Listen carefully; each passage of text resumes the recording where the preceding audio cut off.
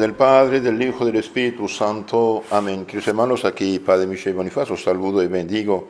Continuamos nuestra explicación de la historia sagrada por San Juan Bosco. Estamos en la cuarta época, capítulo 2 de este libro maravilloso, que es un resumen de la historia de la Biblia. San Juan Bosco, después de haber hecho un resumen de la salida de Egipto, nos habla del decálogo, de los 10 mandamientos. Después nos habló del becerro de oro, tabla de la ley, y después nos habló de los sacrificios y fiestas de los hebreos y ministros del culto divino. Hoy va a hablarnos de varios temas de la historia sagrada. El castigo del fuego, después nos hablará de los exploradores de la tierra prometida, insurrección y castigo de Corre, Datán y Abirón. Después nos hablará de la vara de Aarón, de la serpiente de bronce, que era símbolo de la cruz de Cristo, el blasfemo, el profanador de las fiestas castigados, y finalmente nos hablará de Balaam, últimas palabras de Moisés del pueblo y muerte de Moisés. Vamos a ver hasta dónde llegamos porque está muy interesante todo esto. Corría ya el tercer año que el Señor sustentaba a los israelitas con el maná, el desierto, este manjar milagroso que Dios daba al pueblo. Aunque fuera de exquisito sabor, llegó sin embargo a hastiar a este pueblo infiel, el cual volvió a murmurar contra Dios y contra Moisés. «Oh, quien nos diera carnes para comer», decían los unos a los otros, y nos acordamos de aquellos pescados que de balde comíamos en Egipto. Se nos vienen a la memoria los pepinos, los melones, los puerros, las cebollas y los ajos. Nuestra alma está seca ya y nuestros ojos ya no ven nada sino este hastiado maná. Pobrecitos, ¿no? Ya están hartos de este manjar divino, de un cierto modo. Indignado, el Señor envió un fuego del cielo que redujo a cenizas una parte del ejército.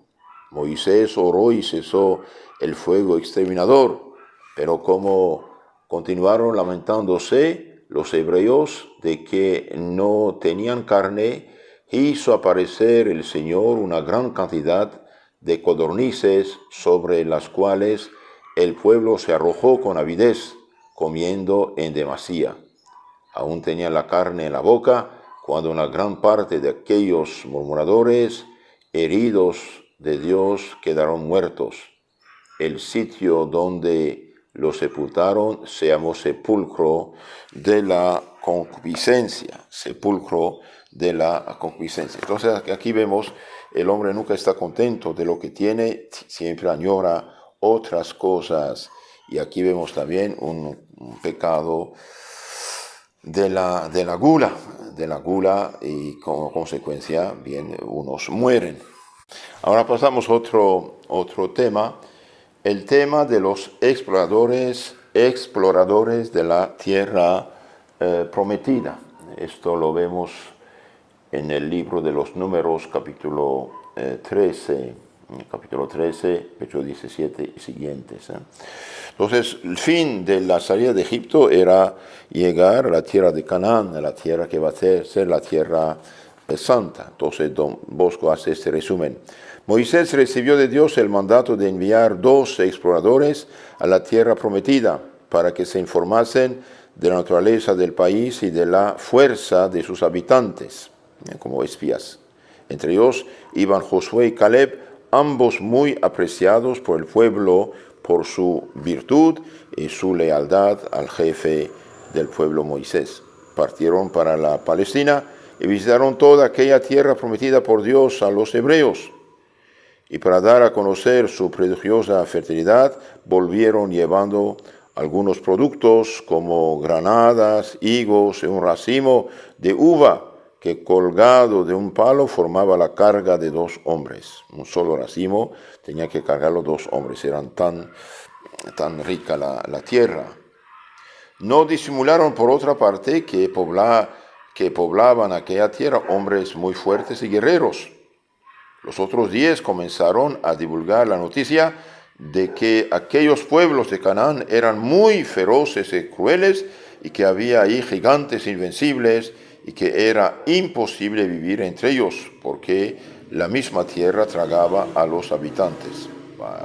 Esta gente está divulgando falsa información. Estas palabras amotinaron al pueblo, el cual ya quería elegir otro jefe y volver a Egipto. Josué y Caleb, que trataron de apaciguar a los tumultuosos, fueron amenazados de ser apedreados. Entonces una persona que dice la verdad, bien, no le hacen caso, quieren hasta menospreciarlo, hasta matarlo, y los demás mentirosos les hacen caso.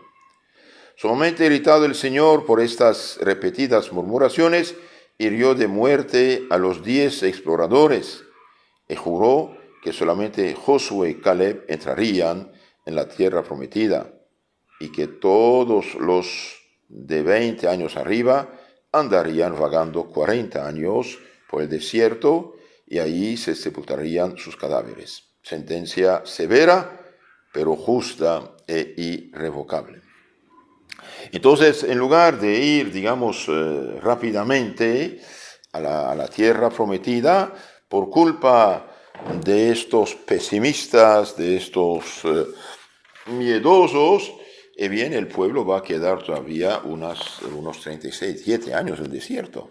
Todos van a morir en el desierto, menos los que nacieron en el desierto. Y de todos, solamente Josué y Caleb verán la tierra prometida. Ahora veamos un poco cuestión espiritual. Justicia, misericordia y sabiduría de Dios. Hasta el presente había sido Dios longánime con el pueblo murmurador y terco, mas ahora su longanimidad está como agotada y su justicia fulmina el castigo.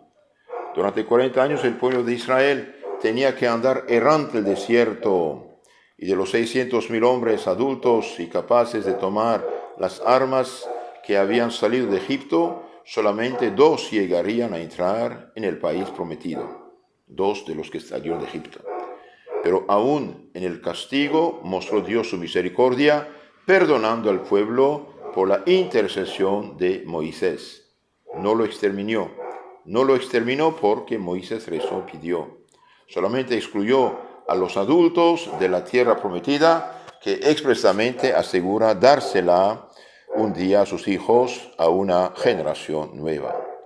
Bajo la dirección de la divina sabiduría, el castigo de los 40 años de peregrinación por el desierto sirvió para que los israelitas renunciasen a todas las ideas y usos paganos que habían aprendido en Egipto, se acostumbrasen a observar los mandamientos de Dios y se formase de ellos un pueblo guerrero. Entonces Dios respeta la libertad de la gente, Dios respeta la libertad de estos 10 murmuradores mentirosos, y por culpa de ellos el pueblo se rebela, el pueblo amenaza de muerte a Josué y Caleb, pero Dios usa estos errores para diferir la entrada del pueblo en la tierra prometida, con el fin de que no entraran en la tierra santa con las ideas que tenían del paganismo de Egipto. Entonces aquí vemos que esta gente no es sincera, no es sincera con Dios nuestro Señor. Y vemos también que Moisés reza por ser justo, Dios su oración, Dios la acepta y Dios perdona los muchos pecados del pueblo. También Dios castiga, dijimos. Dios dijo expresamente a Moisés: por tu intercesión lo he perdonado el pueblo, pero a pesar de eso fulminó un castigo temporal contra el pueblo. Dios perdona sí, pero exige reparación. Otro punto espiritual moral para nuestro bien es la mentira y el escándalo. Los 10 exploradores, no contados Josué y Caleb, con su mentiroso exagerar la fuerza, exageran la fuerza de los cananeos. Bien, estos mentirosos dieron ocasión a que el pueblo murmurase y se rebelase. Entonces la mentira es el contrario de la verdad, tiene sus consecuencias. Tú destruyes a cuantos hablan mentira, dice el Salmo 5:7. Y también estos mentirosos van a tener su castigo. Una muerte repentina es para el pecador el más funesto castigo. Y bien, murieron de muerte repentina por haber fallado a su misión, porque finalmente Moisés los mandó para que dieran un informe exacto y ellos exageraron, mintieron. En las litanías de los santos, la iglesia nos hace rezar diciendo: de una muerte imprevista y repentina, líbranos, Señor.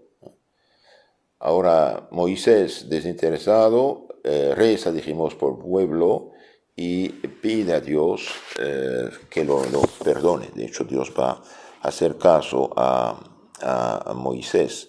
Los israelitas que antes habían triunfado de los malecitas y cananeos fueron ahora completamente derrotados en las guerras que van a tener, porque no eran sinceros con Dios nuestro Señor.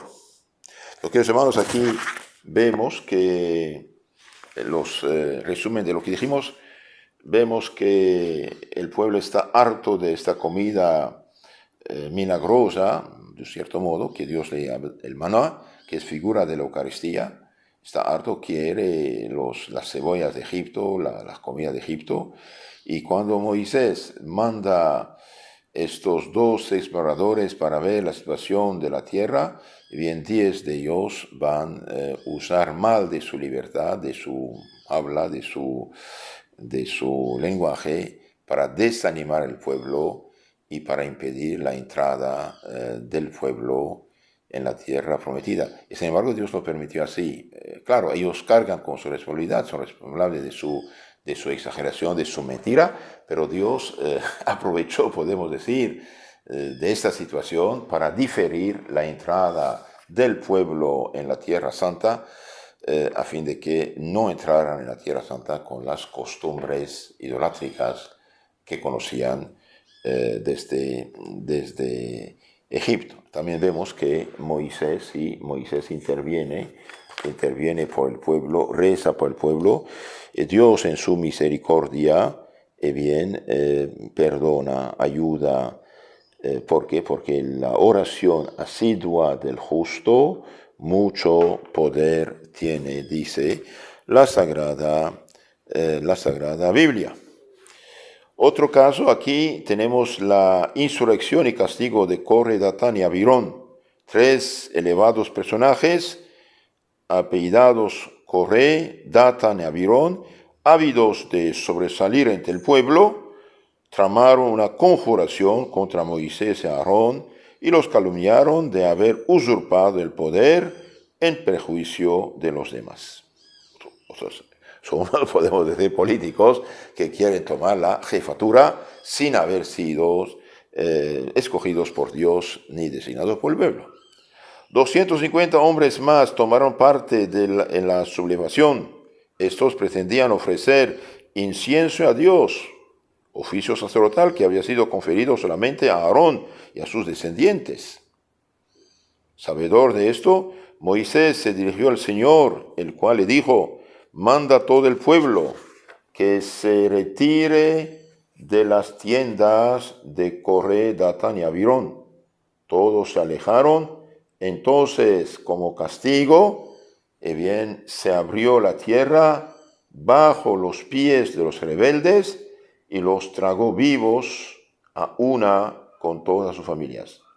Además de eso, un fuego bajado del cielo consumió a los 250 que con incensarios en la mano estaban ofreciendo el incienso contra la voluntad de Dios.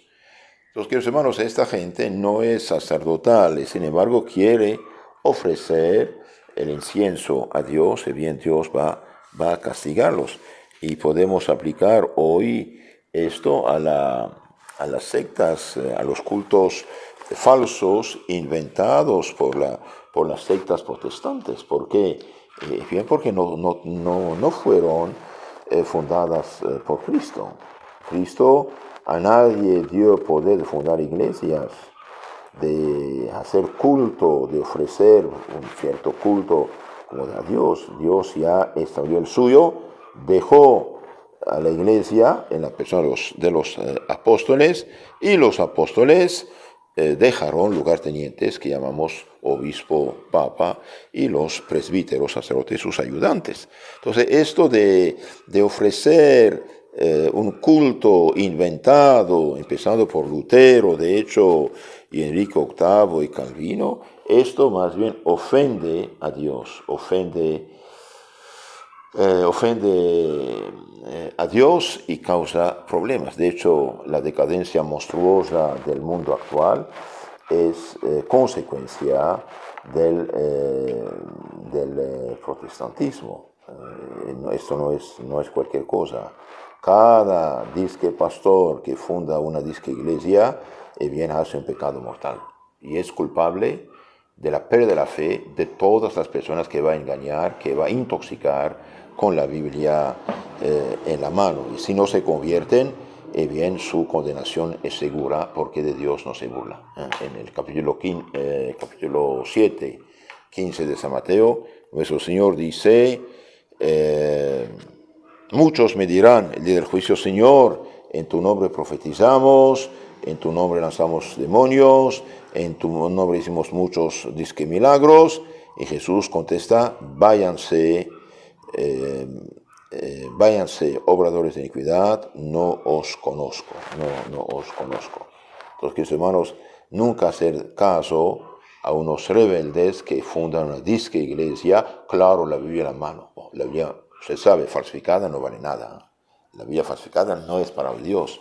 Y además, lo que a mí me asombra y me da realmente mucha pena, me asombra mucho y me da mucha pena, es que las palabras de la Biblia en general siempre están utilizadas al revés. Pescan las almas con las palabras de Biblia, los amarran por conciencia, fidelidad supuestamente a Dios, con mentira. Dios no dijo eso, ellos dicen que Dios dijo. Por ejemplo, el otro día alguien dijo: a nadie llaman padre. Es hijito, pero no exagere, entienda bien texto y contexto, etc. En sentido absoluto, nadie es padre, sino Dios Padre, pero concretamente toda paternidad viene de Dios, dice San Pablo. Y también dice que si tienen muchos maestros, un solo padre tienen los corintios, porque Él los ha engendrado por la fe a Cristo. Entonces no sigamos el ejemplo de esta gente rebelde que no sabe, no quiere seguir lo que Dios dejó. Terminamos con este asunto de la rebeldía de estos personajes. Y bien, vemos que con un horrible castigo fueron castigados estos rebeldes.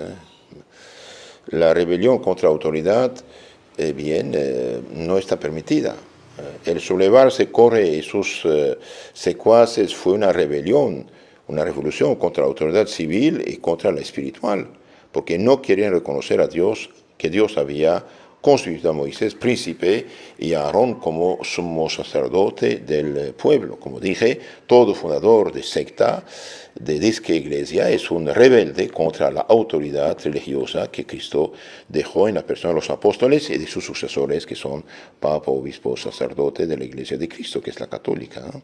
Entonces aquí hay una rebeldía contra la autoridad a la vez civil y religiosa, porque no quieren reconocer que Dios había constituido a Moisés como príncipe, dijimos, y a Aarón como somos sacerdotes del pueblo. En último resultado, era una rebeldía contra Dios mismo, que había llamado a Moisés y por Moisés a Aarón, y acreditándole con tan portentosos milagros, por lo cual, con razón, dijo Moisés, que se había rebelado contra el Señor. El espantoso fin de Coré y sus compañeros nos enseña que es un gran pecado toda rebelión contra la autoridad civil y la eclesiástica establecida por Dios. Es algo importante esto. El que resiste a las autoridades, potestades, a la ordenación u voluntad a Dios resiste. De consiguiente, los que tal hacen, ellos mismos se caerían en la condenación. Esto dice San Pablo, capítulo 3 a los Romanos, 13:2. El que resiste a las potestades, a la ordenación u voluntad de Dios, resiste. De consiguiente, los que tal hacen, ellos mismos sacarían la condenación. Ahora, si hay un abuso total, absoluto del poder, hay una cierta resistencia, es justa, pero ¿por qué? Porque toda autoridad fue dada por el bien, no por el mal, pero los que quieren así de rechazar la autoridad de sencillo, bien pecan gravemente. La soberbia también es un pecado capital, porque Coré era soberbio, le irritó el no ser más que levita, mientras que Aarón era sumo sacerdote y los hijos de ese sacerdotes. Y por orgullo de familia y por ambición, Datán y Abirón, etc., no podían sufrir que hombres de la pequeña tribu de Levi fuesen los caudillos y gobernadores del pueblo. De su orgullo se originó la envidia y de esta la rebelión contra el orden establecido por Dios. Entonces, eso quería decir acerca de este tema y del terreno de castigo que afectó estos personajes. Que Dios nos cuide, la Virgen nos ampare. Amén. Queridos hermanos, si quieren conocer más mejor su fe católica, suscríbanse a nuestro canal Catecismo Católico Tradicional, donde toda la fe de la Iglesia y un resumen de la Biblia también están publicados en FSSPX Costa Rica, en YouTube y también en Telegram. Catecismo Católico Tradicional.